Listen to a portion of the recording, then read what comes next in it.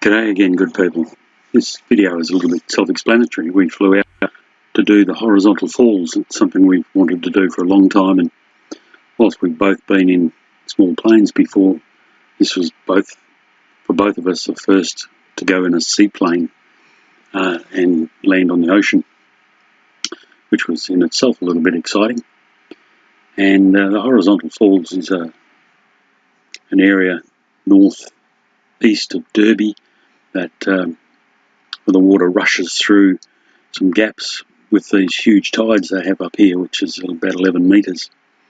It is very exciting. They take a really good boat through it, and yeah, it's interesting.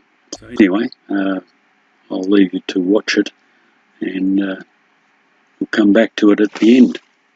Catch you later.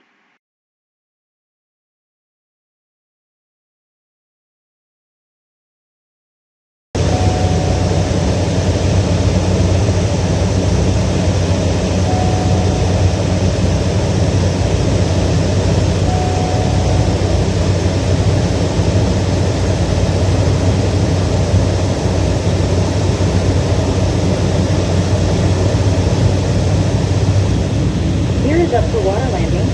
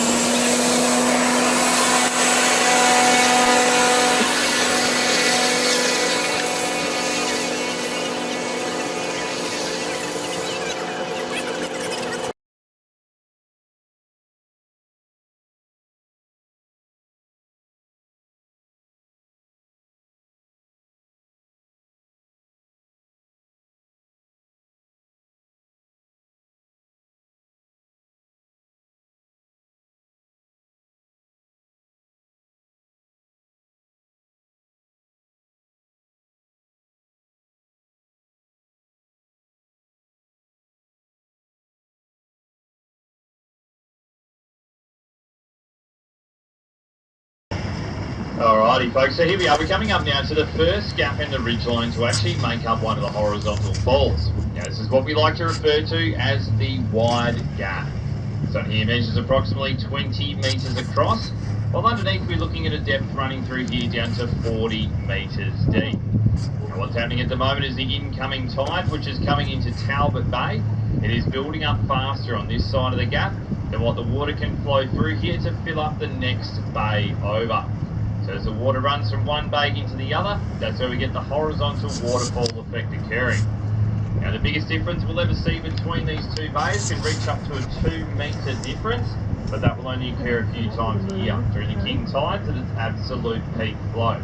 This afternoon we're looking at a difference in water level just slightly shy of a metre between the two bays. So we're just going to start off with a few photos in here today. We've got a few just coming up out the left hand side. I'm going to come back around for those of you on the right hand side in just a moment. And after we've done that, we'll get a few fun laps running back and forth in through the wide gap. Now, we'll just make sure we have everyone remaining seated all times on board the boat while we're in the falls here. If you need the boat to stop at any stage on the trip, just raise your hand, make a fist, and we can get the boat to slow down and stop. And obviously, when we make our way through, it is always a good idea to make sure we're holding on as well. We're just going to come back around for those of you on the right, we'll get some photos, and then we'll make our way through the wide gap. 40 metres deep. Wow. This is deep. Wow. It's amazing, isn't it?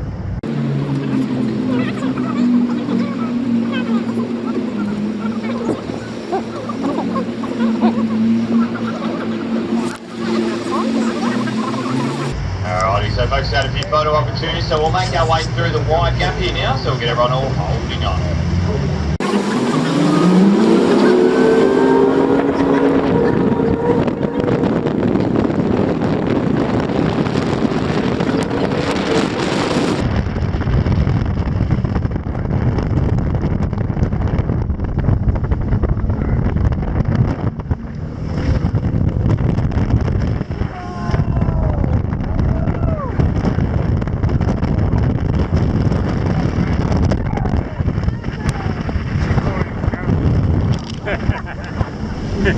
had enough. I'm ending it. Yeah.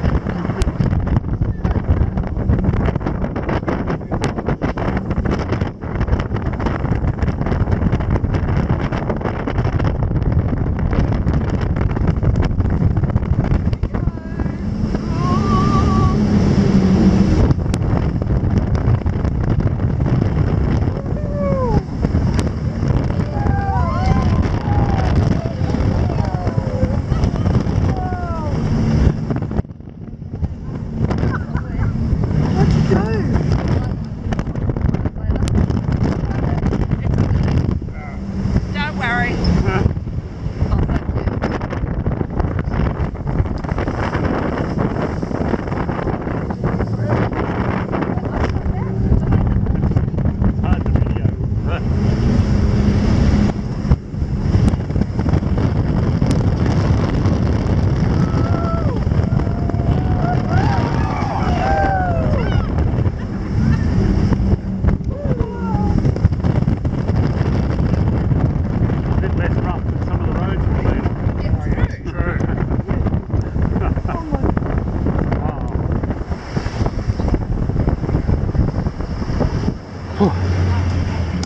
It's not easy to feel. No. Alright, so folks, we've made our way through the wide gap and we're now sitting in what we like to refer to as the middle C. Now this body of water here is located in the middle of the two horizontal falls. It doesn't have a technical name, so we just like to simply refer to it as the middle C.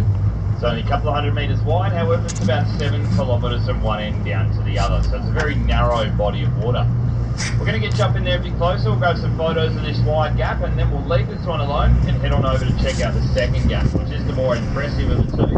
And so we'll run you through a little bit more about how these falls are working. We'll then be able to come back and finish off with a few more fun laps through the wide gap.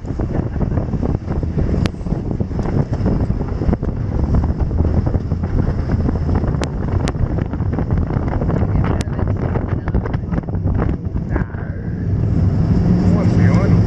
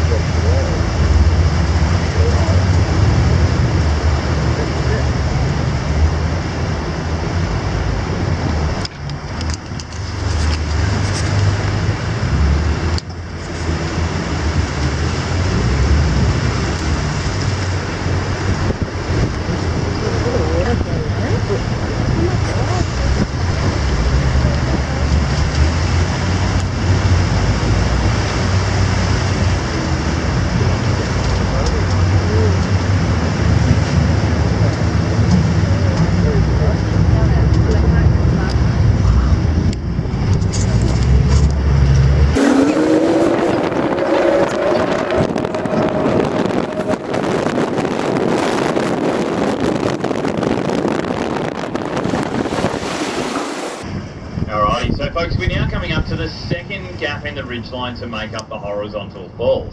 This one here is what we like to refer to as the narrow gap. Now the narrow gap, it only measures 7.5 metres across at its narrowest point. From underneath we're still looking at a depth running through here down to approximately 40 metres deep. Now the narrow gap, it is the more impressive of the two gaps to make up the horizontal falls, but at the same time it is also the more dangerous of the two gaps as well. Now this one here, just about each and every day of the year, particularly around our large spring tides, can build up enough flow to get to levels where it becomes just simply too turbulent and too dangerous to take any kind of vessels through. Now the biggest difference in water level you can take boats through here safely is a drop of just shy of a metre between the two bays. biggest difference you'll ever see in here, well, that will exceed a 4-metre difference. That will only occur a few times a year through the king tides at an absolute peak flow.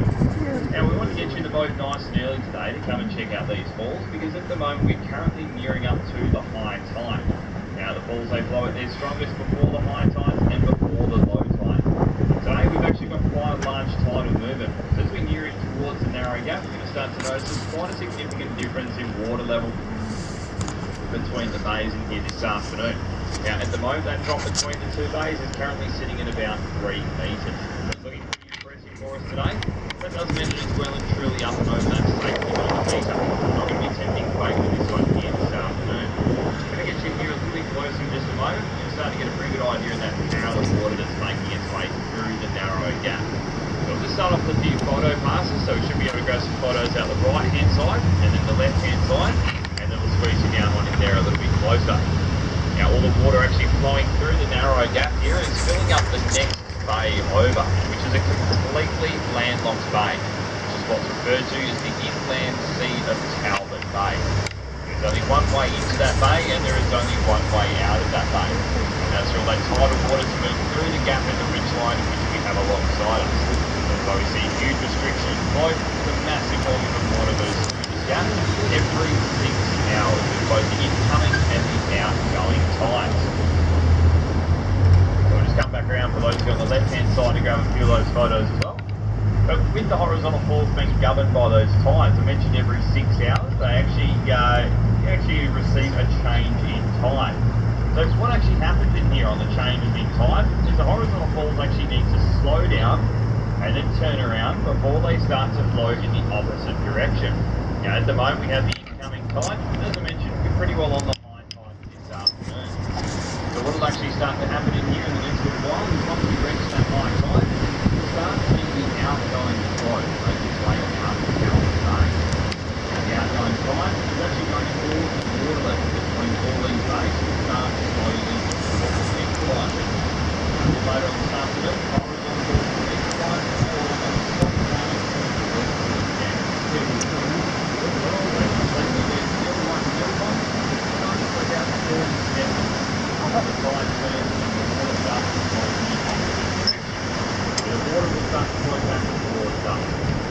The exact same effect occurring with an outgoing tide as what occurs with the incoming tide.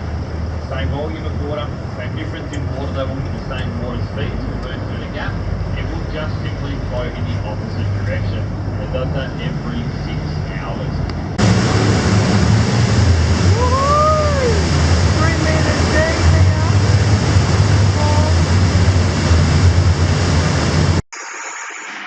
You can see here he's holding the boat in that small gap, which has got a 3-metre fall, and he's using 4 300 horsepower engines, so you can't go through here in a dinghy.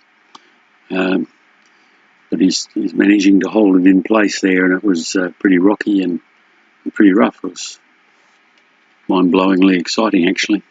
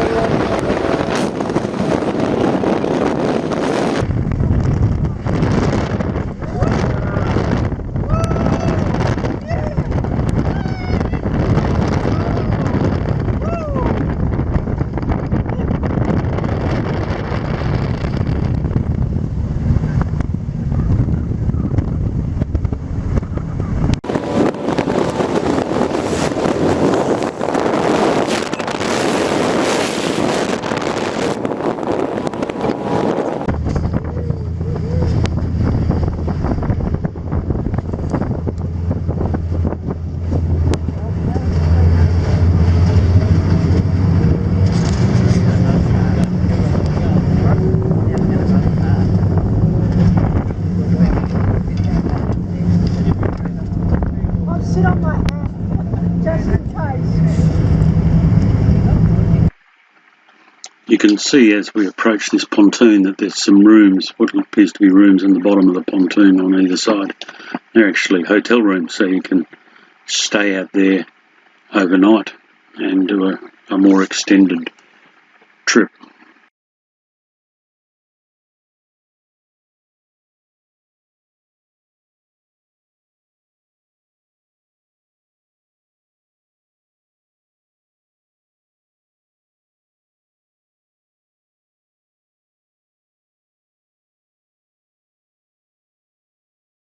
Moving through here at the moment, we're coming off the best part of around 30 metres of water in here.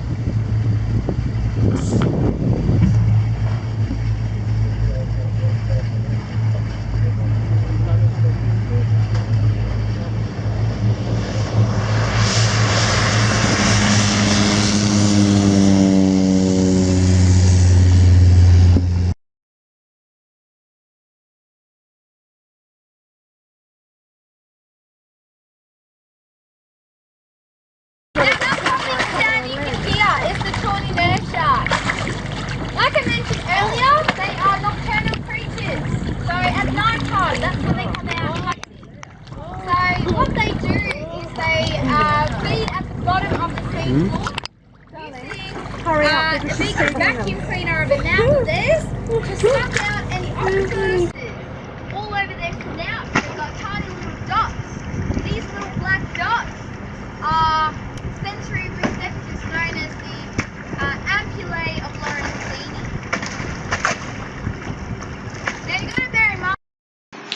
So bearing in mind that it costs you about $800 a head to do that little trip that we did, and it depends on whether you fly out of Broome or Derby as to how much it ends up costing you, and of course whether you stay out there for the night as well, that's an extra cost. So that's a fair bit of money, and really a lot of people say, is it worth it? And it's a very difficult question to answer really, because people's expectations and their enjoyment of the day, etc., will vary. But I asked Belinda, I said, is it worth it? And she was very emphatically in the affirmative. So we thought it was. We'd saved up for it and put the money aside, and we did it.